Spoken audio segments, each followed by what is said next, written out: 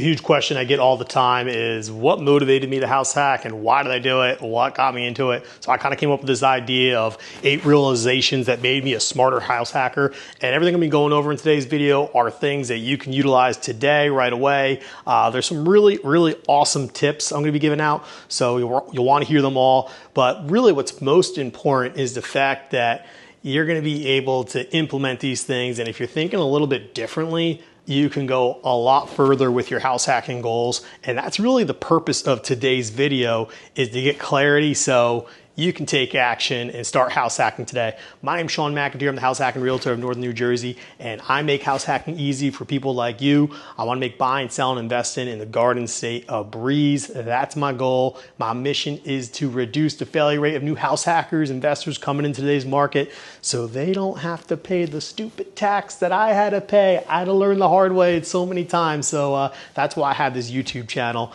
If that's something that you're into, heck, why don't you just do it right now? Click subscribe, and that way you're not going to miss out on my weekly videos when they come out. All right, so 8 realizations that made me a smarter house hacker. Let's dive right into it. Go. 40-hour week. Okay, this one was huge for me because at the end of the day, working, I always had this idea that, hey, you could work hard, you can get places, work hard, get places. But really what I started realizing is that no matter how hard you work, unless you own the business or you had ownership in something, it's really difficult to escape it. So as I was working 40 plus hours a week, my wife was working 40 plus hours a week, we were kind of actually becoming slaves to the single family property that we owned at the time. And that got me this idea of like, how do we escape actually working 40 hours a week, get an asset? That's where it came up the idea of selling that single family house, moving back with my parents, and then buying a duplex. So we weren't tied down to always having to work 40 hours a week in order to pay for a mortgage and live a life. We decided that moving into that duplex, we could have a huge portion of the mortgage paid for by our tenants. So 40 hours a week was a massive motivator for me at first because I knew I needed a way to escape that. House hacking was the option, and that really accelerated. Now, some things happened from that as well. Obviously got a little bit more freedom, got more confidence, where it's like, maybe I don't have to go into work every single day. And ultimately, that kind of propelled us to keep buying more properties and be financially free, not dependent on an employer, but actually owning businesses and now helping other people reach some of these goals. So the 40-hour a week was just a big motivator for me at first. You'll see as a lot of these videos, or a lot of this video today, I'll be going through different mindset, different people to be around. You'll want to stick around for what I'm going to be going on a little bit later because it's going to compound on this next one. But being around the people, just being around the right people makes a huge difference in your journey. If you got people that are flat out telling you, don't do this, it makes no sense, all these like landlord horror stories, it's really tough to have success. A huge example, I remember going to an accountant and she was like telling me all the horror stories, her brother failed, this person failed. And it's like, well, how many people are out there that are just absolutely killing it in real estate? And yet every single person that did a horrible job. So I fired her on the spot, went and found another accountant. And ironically, that accountant is into real estate investing, somehow is finding a way to make it work and very successful. And she actually just does accounting for fun now. It's kind of like her hobby for retirement because she's had so many properties. So, finding the right people, being around the right people, there's always gonna be negative people regardless of what you're doing in life. There's gonna be a lot of people that want you to be on their level. Like, maybe going back to that 40 hours. Oh, you work 40 hours a week. Yeah, well, you should work 40 hours a week too. We should both work 40 hours a week. Oh, wow, you've got time off. Oh, wow, you're going on vacations with your kids. Oh, man, you're not working as much. And people, those people might not want to be around you anymore because you're going to a higher level. So being around the right people, maybe with a similar vision, that are going after real estate, that are house hacking, that will change everything. And I'd say just push those other people to the side. You don't have to get them out of your life. But heck, if they get that intense, yeah, you might want to say bye-bye.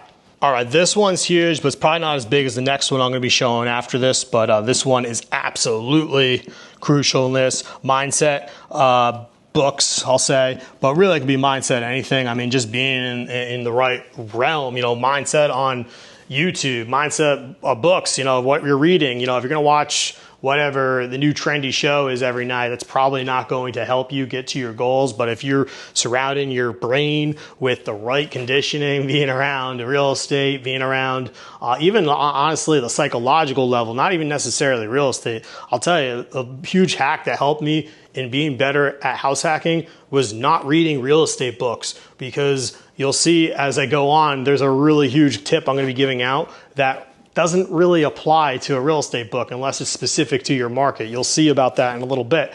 But mindset applies everywhere. If you believe in what you're looking for, if you believe in your goals and you have the right capability, you can achieve it. Whether you're looking to be a real estate investor, whether you're looking to do it in the United States, another country, doesn't make a difference. Mindset is so crucial in all this. So a lot of my focus has always been on, how do you overcome things? How do you take care of problems when they occur? And having solutions to that, it just goes a long way, where it's like, there a step by step on how to house hack. That's great, but unless it's specific to your market, it might not be the best advice. So that's what I'm saying. You got to stick around for the one I'm going to be saying in a little bit. But mindset is super crucial. People that, like Tony Robbins and everything like that, went to many of his events, and they've absolutely changed my life. And that's just because I wanted to focus on getting better. But we didn't necessarily go in and talk to me about house hacking, because we were just working on my mind, So you want to be really good with that clarity. You want to be, around the right people. And then that mindset shift is just such a huge proponent of house hacking and getting to where you want to be. Because if you're not there mentally, it's really tough to do things physically and so on. Yeah, this one's a huge one. And it says right here, taking advice from someone that I want to trade places with. I would say don't take advice from someone you don't want to trade places with, whatever it is, however you want to say it. But at the end of the day, it's like you're going to go out to come back to the accountant and you're going to listen to what that person has to say, and like everything's negative. Like, do you want to be that person? Do you want to live that lifestyle? Or maybe the coworker that's, been working their whole life, like, oh, don't do real estate. I'm like, well, first things first, you got to look back and say, who are you taking advice from? And you got to say, do I want to be you? Am I trying to be that person? If you're not, then you probably don't want to take advice from them, regardless of who they are. Now, look, if there's just some dude that's sitting on the sidelines in front of a pool all day and living the life that he wants, doing whatever he wants to do, you might want to ask that for, like, hey, how did you get here? What'd you do? And find out, well, I own a business. Oh, well, I house hacked. Oh, well, I did this and I sold whatever. Okay, that's someone I want to take advice from. But to someone that's out there like giving all these prescriptions without asking enough questions, that haven't done anything or did what you want to do, and then you're going to sit back and take advice from them, not the best person. So I always say, when you're having a conversation, you're talking to someone and you're thinking, oh, should I take that advice or not? Ask yourself, would you want to trade places with that individual? Are they living the lifestyle that you want to live? If they are, then they're probably a good person to take advice from. So really huge tip, quick tip there. Really quick, if you haven't already, make sure you click subscribe. This video is providing you some good content, and always hit the bell, because that's going to give you an update on everything that's happening in future videos when they come out. Huge one here is market specific, and this one, I was saying previously that this one's really, really crucial in this, because at the end of the day, what difference does it make if you're getting all this information, but it's things that aren't happening in your market? The way I always look at it is New Jersey is a lot different than the Midwest and a lot of other locations. Meanwhile, there's a lot of people from, let's play, places like the Midwest that claim their market is so much better than New Jersey, but really none of them have invested in New Jersey, and they're just taking it based on how they're looking from an overview level. If you're going to look at things from 1,000 feet in the air, you're probably not going to get a really crystal clear vision on it. But if you dive specific into the market and you really dive into it, you're going to find out that things can work. And it's probably like that in most markets across the United States. It's just getting clarity and understanding what's going on. But that's where having market specific trends and talking with people locally, all that kind of stuff plays such a huge role, rather than taking national advice or, this is what's happening across the country. Huge example right now is people saying that markets are collapsing in some markets. New Jersey is fast appreciating. We are still going up. We're still in a seller's market. Things are kicking along, and it's a great time to buy. So at the end of the day, it's really tough to listen to a national perspective when things are very much different in your local market. Hey, if you need market updates and everything like that, why don't you drop a comment below? Just say market updates, or even better yet, you can shoot me a text at 973-221-9131. That's my direct number. You can reach out to me anytime. Heck, it doesn't make a difference if it's a Saturday or a Sunday. I get phone calls, texts, emails every single day from people just like you looking to buy, sell, invest in northern New Jersey.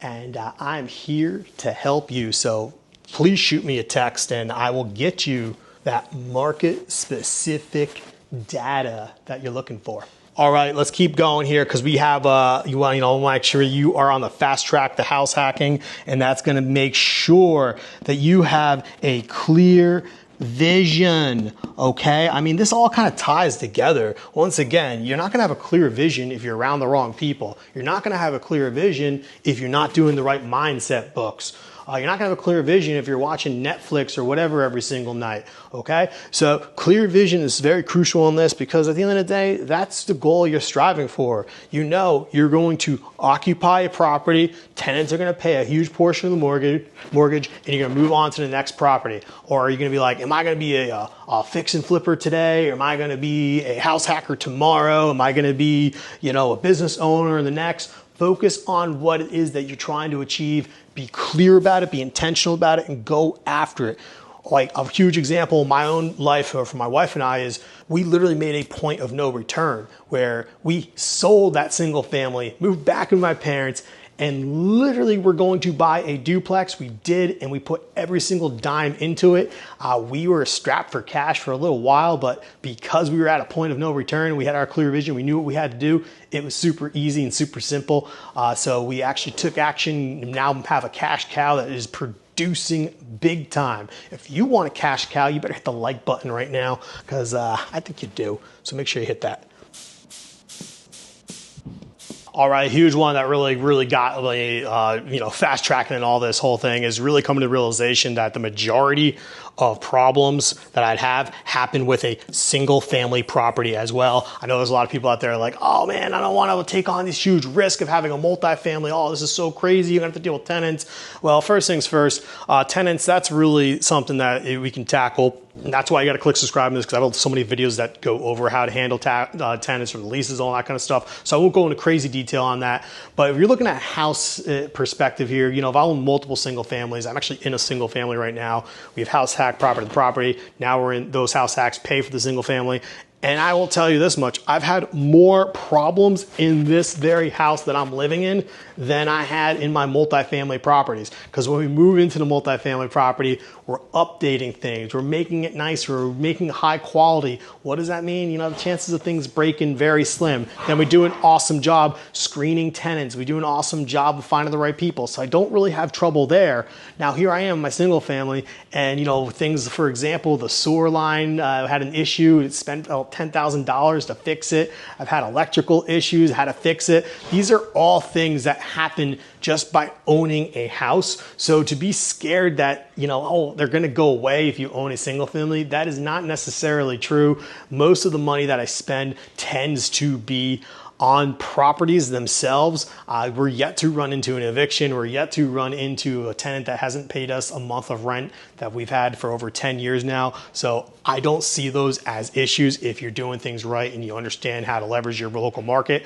So when I look at things, majority of the problems happen with a single family too. I'm actually getting more problems in my single family. So I just don't want you to be scared here. All right, one of the last ones here, and this one was huge, and that was just being open-minded. That probably has made us hundreds of thousands of dollars. Open-minded, okay? And what I mean by that is, at the end of the day, fortunately, we became open-minded because we were kind of closed-minded in a way where it's like, hey, we only wanted to stay in the county that we grew up in because that's what we were familiar with. But fortunately, the people that I aligned with, the people that are doing what I wanted to do, taking advice from people that I wanted to trade places with, they said, hey, you know what? Why don't you go look at some other counties? Fortunately, we were under contract on this deal that just wasn't moving along, and we're like, okay, let's go look at some of these other properties. Well, we ended up finding a property in another county, and we were just open-minded to it. We took a look, and night and day difference. I mean, we were getting substantially higher rents for a very similar purchase price. We were getting a high appreciated market. The market was substantially closer to our work, to where we were commuting to every day. So everything was just way, way better. But, at first we were kind of closed-minded. We're like, no, we're only going to look in, our local market, and night and day difference once we aligned with the right people and we're open-minded to looking at things a little bit differently. In today's market, things like creative rental strategies, using different markets, all that kind of stuff, being open to value add can really get you places. But if you're going to say no from the start, it's going to be tough to get there. So that's when you're going through this whole process, be open to different ideas, different viewpoints, because they will change your life. And a lot of that has to do with the mindset and everything we talked about previously. So all these things correlate to one another and could really, really help accelerate your house hacking goals. For more videos like this, make sure you click subscribe, and you're probably gonna wanna check out the video right here, because I always have another video that's possibly better than this one, but the only way to find out is by watching it. So click it.